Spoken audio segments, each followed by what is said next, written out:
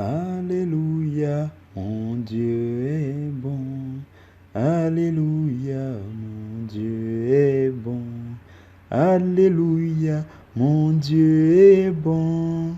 Il est bon pour toi. Alléluia, mon Dieu est bon. Alléluia, mon Dieu est bon. Alléluia, mon Dieu est bon. Il est bon pour toi. Bien-aimé du Seigneur, je bénis le nom du Seigneur Jésus-Christ, celui-là même qui est bon pour toi et pour moi, qui nous a permis de vivre la journée que nous avons terminée et de commencer le nouveau jour qui débute maintenant. Je voudrais bénir la présence de l'Esprit de Dieu chez toi, parce que nous sommes rassemblés dans le nom puissant de Jésus-Christ. Je crois fortement à la présence de l'Esprit de Jésus-Christ là où tu te trouves. Et je voudrais magnifier la gloire de notre Dieu.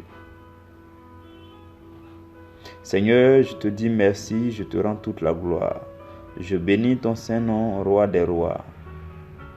Merci Éternel, merci notre Roi, parce que tu as gardé chacun de nous, tu as veillé sur nous tout au long de cette journée.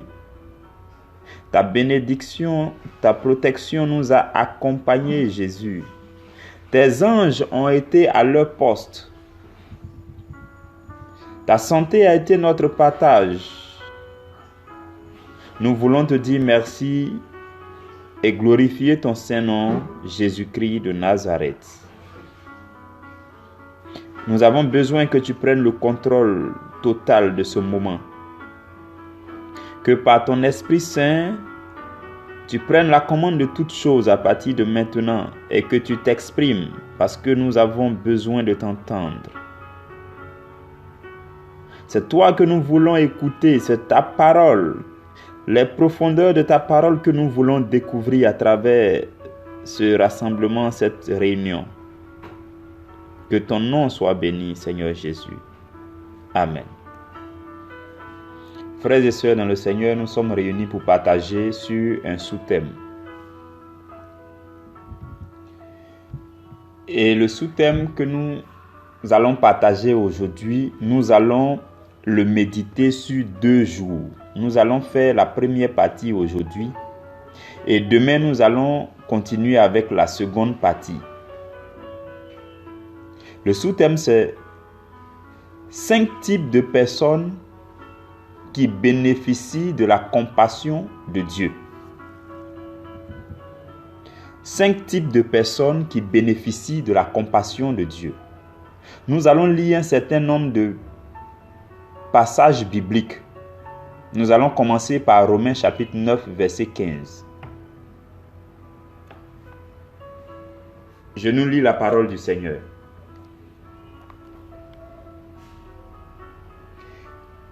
Car il dit à Moïse, « Je ferai miséricorde à qui je fais miséricorde, et j'aurai compassion de qui j'ai compassion. » Parole du Seigneur. Nous rendons grâce à Dieu. Frères et sœurs dans le Seigneur, lorsque nous lisons ce verset, nous nous rendons compte que notre Dieu est un Dieu souverain. Le Dieu que nous adorons est un Dieu qui est souverain dans toutes ses décisions. Ce n'est pas toi et moi, notre pureté, notre piété, notre sainteté qui fait que Dieu agit favorablement dans notre vie. Parce qu'il a dit que c'est lui-même qui décide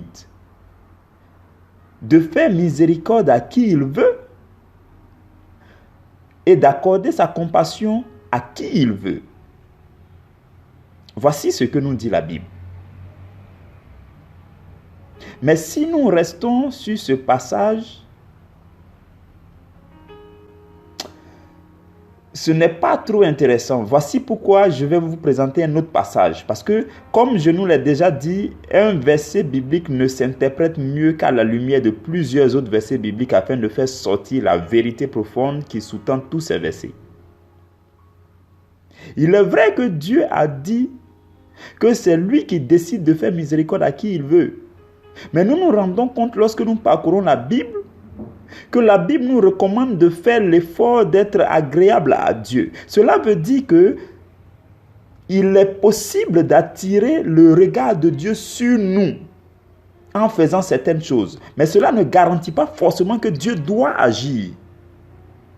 Dieu, il est souverain. Tu peux faire tout ce que tu veux faire pour attirer son attention et il peut décider de ne pas t'accorder son attention. Voici ce que nous dit Romains 9, verset 15 que nous venons de lire. Dieu accorde sa miséricorde à qui il veut, sa compassion à qui il veut. Tu peux être le plus saint et Dieu peut décider de ne pas t'accorder sa compassion et sa miséricorde. Comme tu peux être le plus saint, ce qui est déjà un bon pas, et Dieu peut décider de t'accorder ses grâces. Je pense que entre les deux, je préfère choisir d'être agréable à Dieu pour attirer l'attention de Dieu, quitte à Dieu maintenant de m'accorder son attention ou non. Au moins je serai dans les bonnes dispositions pour mériter la compassion de Dieu. Et lorsque nous lisons Actes chapitre 10, les versets 34 et 35, nous allons mieux comprendre ce que je suis en train de nous dire par le Seigneur. Il est dit, dans Actes chapitre 10, verset 34 à 35, il est dit, « Alors Pierre, ouvrant la bouche, dit, « En vérité, je reconnais que Dieu ne fait point de favoritisme, mais qu'en toute nation, celui qui le craint et qui pratique la justice, lui est agréable. » C'est justement ce que nous venons de dire. Parce que là, Pierre était en face du peuple, en face de la maison de Corneille. Et Pierre s'est rendu compte que lorsqu'il a prêché, l'Esprit Saint s'est manifesté sur Corneille, alors que Corneille était païen. Et Pierre a donc conclu que, en réalité, Dieu ne fait exception de personne. Il ne fait pas de favoritisme. Mais celui qui pratique la justice, dans quelque nation qu'il se trouve, celui-là peut attirer le regard et la faveur de Dieu. Et c'est ce que nous venons de dire tantôt. Frères et sœurs, Dieu est souverain et il décide d'accorder ses grâces à qui il veut, sa faveur à qui il veut, sa compassion à qui il veut, son regard à qui il veut. Mais il est bon pour toi et pour moi d'être dans une position, dans une posture agréable.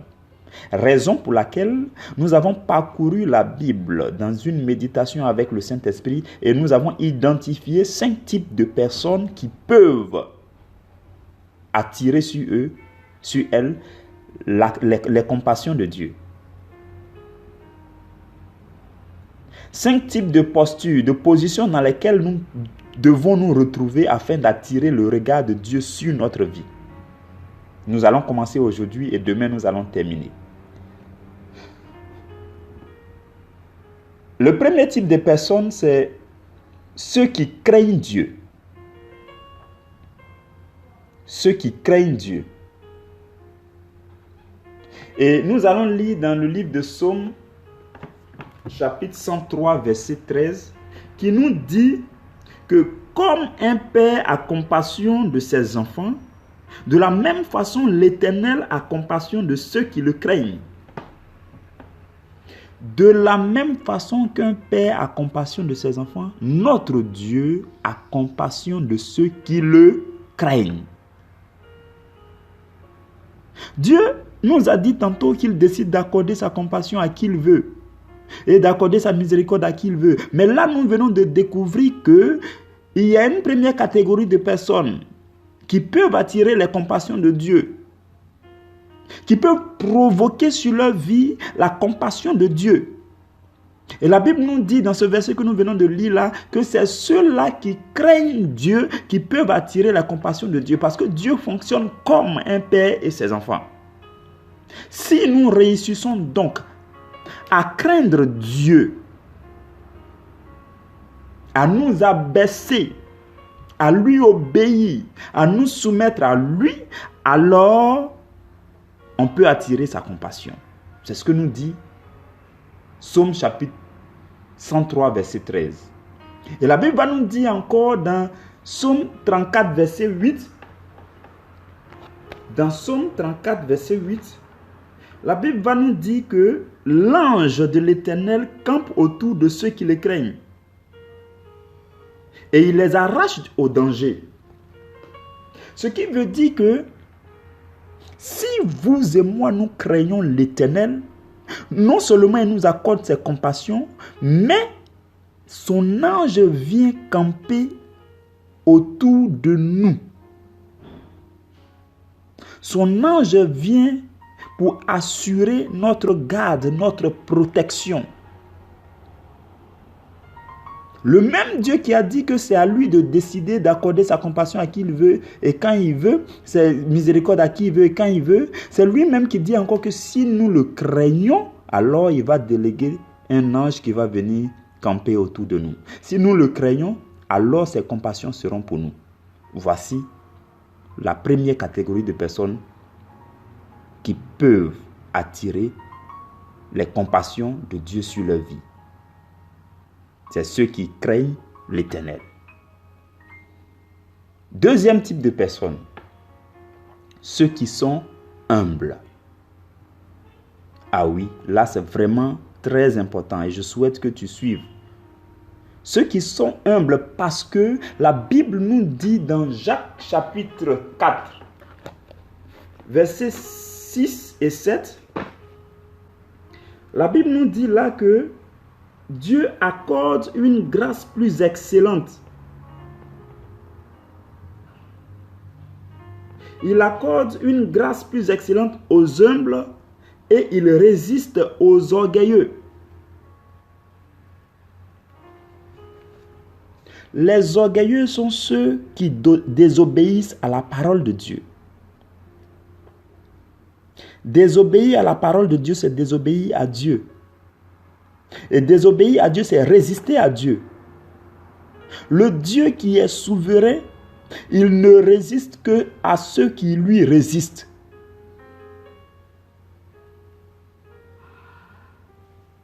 En revanche, la Bible nous dit que Dieu accorde des grâces plus excellentes à ceux-là qui sont humbles, à ceux-là qui se soumettent à lui. Vous allez remarquer dans le verset qui suit, Jacques chapitre 4, verset 7, il a dit, soumettez-vous à Dieu. Soumettez-vous à Dieu, résistez au diable et il fuira loin de vous. Mais la partie qui m'intéresse, c'est soumettez-vous à Dieu. Dans le verset 6, il a dit que Dieu résiste aux orgueilleux et il accorde ses grâces aux humbles. Et il dit, soumettez-vous à Dieu. Si vous êtes humble vis-à-vis de la parole, si vous craignez la parole de Dieu, que vous pratiquez la parole de Dieu, que vous tremblez face à la parole de Dieu, que vous vous attelez à appliquer la parole de Dieu et que vous soumettez à Dieu, que vous vous humiliez devant le Seigneur ne tardera pas à tourner son regard vers vous. Il ne tardera pas à mettre son amour en mouvement vers vous pour vous secourir. Il ne tardera pas à vous accorder ses compassions dans vos faiblesses. Voici la deuxième catégorie de personnes, ceux qui sont humbles. Et la troisième catégorie de personnes, c'est ceux qui font l'œuvre de Dieu. Et nous allons nous arrêter là pour aujourd'hui. Le troisième type de personnes qui attire les miséricordes de Dieu, qui bénéficient des miséricordes, des miséricordes et des compassions de Dieu, sont ceux-là qui font l'œuvre de Dieu. L'œuvre de Dieu, c'est quand votre vie de chaque jour est en ligne avec la volonté de Dieu. Lorsque votre comportement, vos actions, vos paroles de chaque jour sont en ligne avec ce que Dieu dit, alors vous êtes en train de remplir votre ministère. Vous êtes en train de faire l'œuvre de Dieu. Lorsque vous agissez dans le sens de laisser Christ transparaître à travers votre vie, lorsque vous agissez, vous vivez de sorte à laisser la lumière de Christ toucher les autres, ceux qui sont autour de vous, alors vous êtes en train de faire l'œuvre de Dieu. Et la Bible va nous dire dans Psaume 145, verset 9, la Bible va nous dire ceci. L'Éternel est bon envers tous, et ses compassions s'étendent sur toutes ses œuvres. La Bible dit que Dieu est bon envers tous, et c'est ce que Dieu est. Mais la deuxième phrase de ce verset-là, Psaume 145, verset 9, dit que les compassions de Dieu s'étendent sur toutes ses œuvres. Les compassions de Dieu s'étendent sur les œuvres dans lesquelles Dieu se reconnaît.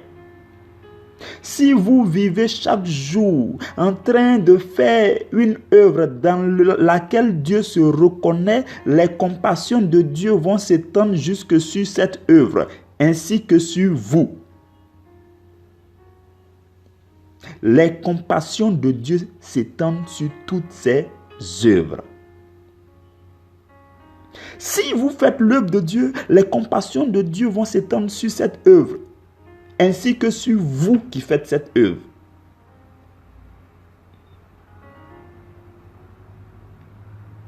Tous ceux qui font l'œuvre de Dieu, l'objectif unique de tous ceux qui font l'œuvre de Dieu, c'est de gagner les âmes.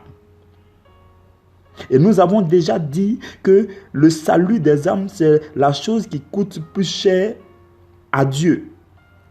Et tous ceux qui s'engagent dans une œuvre du salut des âmes, ceux-là, Dieu ne peut que les accompagner. Dieu ne peut que étendre ses compassions jusqu'à sur eux. Dieu ne peut que mettre son amour en mouvement pour les secourir. Dieu ne peut que les assister. Dieu ne peut que les bénir. Dieu ne peut que leur accorder des provisions.